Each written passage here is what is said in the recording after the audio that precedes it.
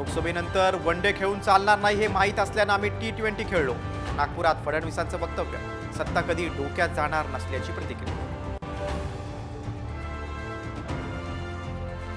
बीडमधल्या मोर्चात शरद पवार सहभागी होणार. संतोष देशमुखांच्या हत्येप्रकरणी शनिवारी बीडमध्ये सर्व पक्षीयांचा मोर्चा. नाशिकमध्ये भुजबळ कोकाट्यांमध्ये संघर्ष पेटण्याची शक्यता. कृषी मंत्री माणिकराव कोकाट्यांच्या दौऱ्याच्या वेळी भुजबळांचे बॅनर झळकले. लाडक्या बहिणींना ख्रिसमसचं गिफ्ट. पहिल्या दिवशी 67 लाख महिलांच्या खात्यात डिसेंबरचा हप्ता जमा. पुढील 2 ते 3 दिवसात सर्व महिलांना लाभ मिळणार असल्याची माहिती.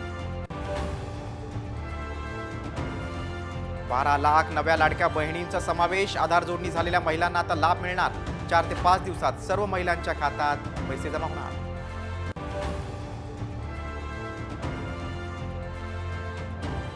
मनाली शिमल्यात तुफान बर्फवृष्टी. अटल बोगदा प्रवाशांसाठी बंद. बोगद्यातून 8,000 प्रवाशांची सुटका. गाड्या घसरून झालेल्या अपघातात 4घांचा मृत्यू.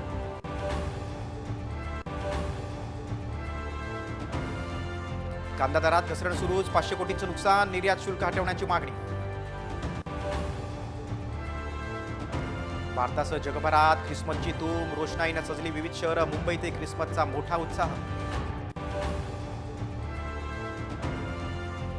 सुट्ट्यांच्या पार्श्वभूमीवर देवदर्शनासाठी मोठी गर्दी. तुळजापूर, कोल्हापूर, पंढरपूर, शिर्डी, शेगावला भाविकांच्या रांगा.